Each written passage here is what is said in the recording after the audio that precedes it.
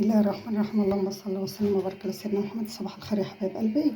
الوقت بقى انا قمت كده الصبح عشان انا اجهز فطار لاولادي وكده، فببص لقيت اللبن، يعني انا كنت شايله كوبايه اللبن ديت، قلت اعمل بقى شاي على لبن الصبح. البنت هي الوحيده اللي بتحب الشاي على لبن، فببص لقيتها رايبه بالشكل ده. شوفوا رايبه خلاص معانا كده، وشو ما شاء الله السمنه اللي على وشها وكده. فانا قلت انا كده عندي كيلو ونص دقيق، وعندي الحمد لله خير ربنا. فانا قلت استغلها واعمل بها معجنات النهارده مع شويه لبن بودره مع كده. ديت قرص اقتصاديه جدا، هتشوفوها دلوقتي. هنعملها بالزيت وباللبن البودره وبالكوبايه اللبن دي بس. يلا بينا نشوف احنا هنعملها ازاي. احنا معانا كيلو ونص دقيق، ومعانا هنا سمسم، معانا هنا سمسم،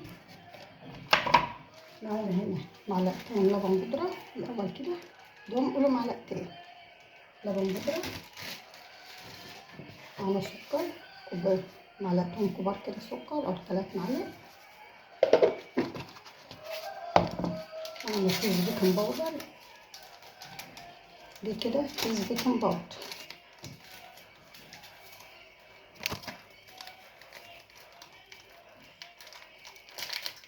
ظرفين كده من الفانيليا، ولو ممكن تستغنى عنهم ممكن، لو مش عارف. انا بحب الفانيليا في المعجنات.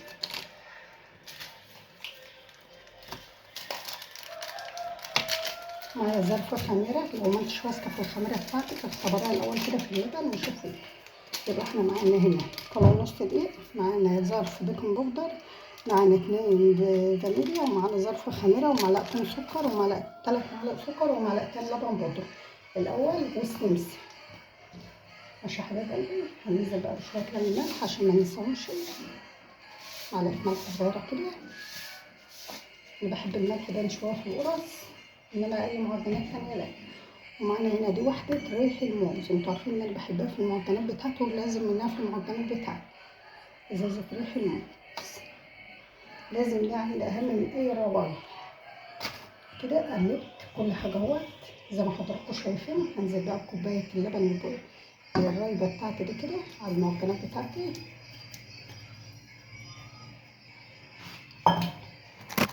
بعد ما نزلت بكوبايه اللبن بتاعتي هبدا بقى اقلب كده زي ما حضراتكم شايفين بالراحه. وهنا هنزل بكوبايتين كده من الزيت، الزيت العادي اللي هو زيت التموين بتاعنا خالص اهوت، مش زيت اي زيت. دي قرص كده، يعني حاجه كده نفطر بيها وخلاص، انا ماشي حالنا بيها. بدل ما ارمي كوبايه اللبن دي، لا استفاد بيها مع كوبايه لبن بودره. يبقى كده احنا حطينا كوبايتين زيت.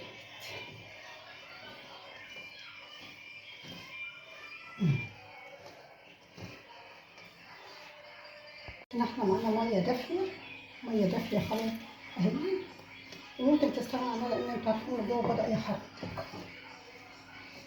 بس هما كانت ميه عندي كده كانت من الشاي وكده، فقلت استفاد بيها برضه واحطها على القرص. تبداي بقى تعجني في العجينه بتاعتك كده لحد ما تديها عجينه ملمسها ملح. اخدت العجينه بتاعتنا على الارض لحد ما ادتني الملمس اللي حضراتكم شايفينه ده اهو. قعدت اعجن فيها ربع ساعه، مش اقل من ربع ساعه. تديها بقى دهنه زيت كده، وتحط العجينه بتاعتك كده اهو، وتقلبها كده اهو، وتسيبها بقى كده تريح 5 دهنة زيت كده في قعر البتاع، وتقوم لفه العجينه وتسيبها 5 بقى تريح كده، وما نشوف احنا نجهز غدانا ايه، وبعد كده نرجع لها تاني. حبايب قلبي، انا دايما بالمنظر اللي حضراتكم شايفينه ده رخر بعمل اي معجنات في اي وقت. جايبه بتاعت فانيليا دي، جايبها مره، جبت بتاعت خميره مره، عندي سمس برضو 10 جنيه تفضل معايا جبتها سمس. شوفوا عندي جوز الهند، عندي فرماسيل اللي هو دي، عندي فرماسيل اللي هو البني. الكيس ده بجد بجد الباسكت ده فيه كل حاجه، فيه ملبن، دي ملبن بتاع الكحك. عندي شوفوا بسم الله ما شاء الله كم واحده بيكنج باودر. خلي دايما عندك دي حاجات اساسيه في بيتك، الخميره والبيكنج باودر والفانيليا لو في بيتك هتعملوا كل حاجه. اللبن البودره برضو ما بستغناش عنه، والسمس دوم لو شويه زيت هتعملوا قشطتين عيالك هيفطروا بها.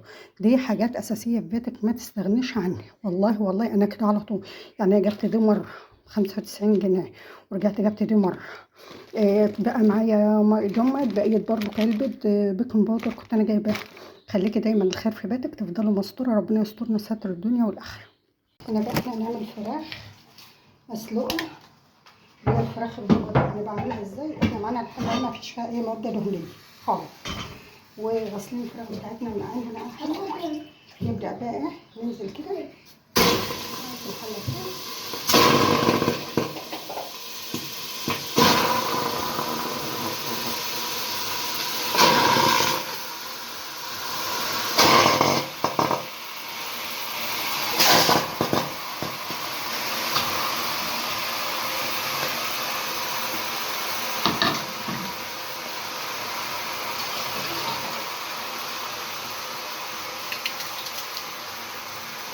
هنا هنبدأ نقطع كده البصل بتاعنا، البصل بتاعنا كده عليه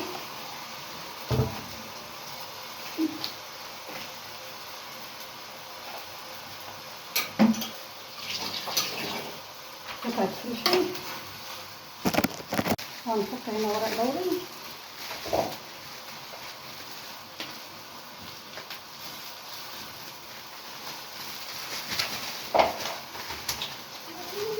حبهان،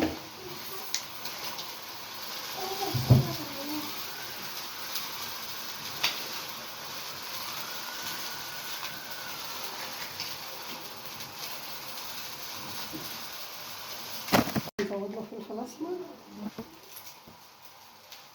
وملح.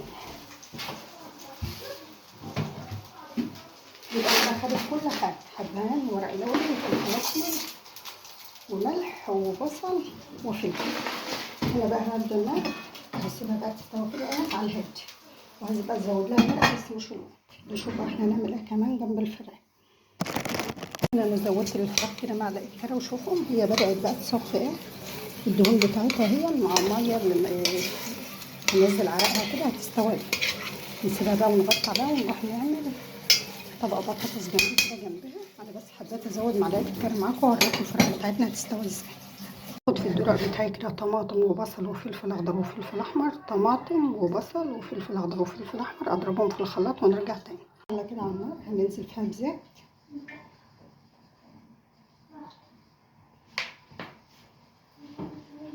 مش عايزه الزيت يتقلح قوي عشان ميبقاش حامي، واحنا عارفين ان احنا في الحر. اول ما يبدا الزيت بتاعنا يسخن هننزل عليه في الخليط اللي احنا عاملينه في الخلاط كله. هننزل هنا بملح، كركم، انا بحب الكركم قوي في الخضار، كمون، كزبره وشطه وشويه فلفل اسمر كده حلوين، مش كتير يعني حبه حلوه كده. هنعمل البطاطس، انتوا عارفين الطماطم مش قد كده، هنحط شويه بابريك بس. نسيب الخلطه دي كلها تتسبك مع بعضها، واحنا مقطعين بطاطس مكعبات صغيره، مقطعين بطاطس مكعبات بالمنظر ده كده، ونقعها في ميه ونعمل البطاطس بتاعتها تتسبك، وهنرجع تاني ونحطها مع بعض اول لما الصلصه بتاعتنا تتسبك.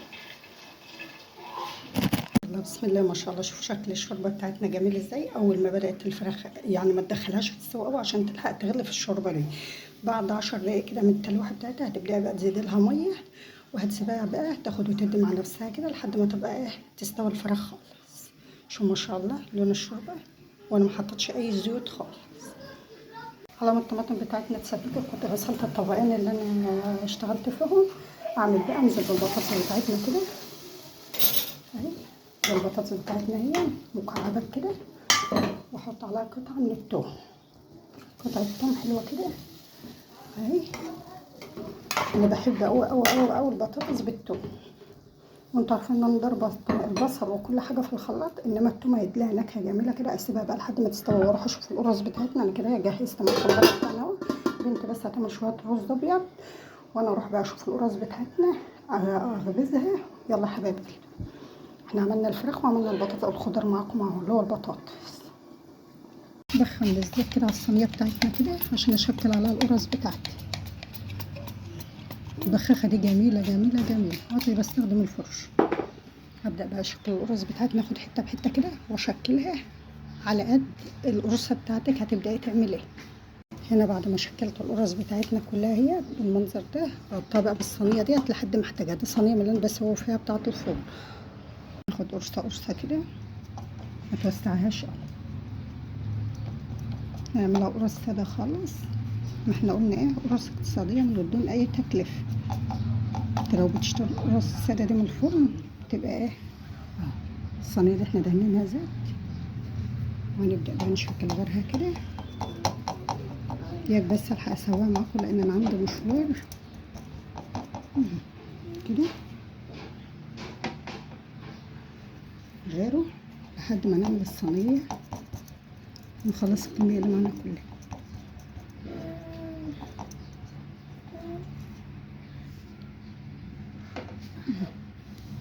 دي بكون شكل القرص بتاعتنا يا حبايب قلبي ما شاء الله. اخلص بقى الكميه اللي معانا كلها بالمنظر ده لحد ما ايه ونسيبها. هخلصها بقى بالمنظر دوت لحد ما خلص اللي معايا، واسيبها بقى تتخمر براحتها كده ونسويها بقى في الفرن بتاعنا. يلا حبايب قلبي اخلص خلاص ونرجع لكم. هنا الرز بتاعنا الطبخ اهو، هنبدا هنا نحمر الفراخ. نبدا نحمر الفراخ بتاعتنا كده.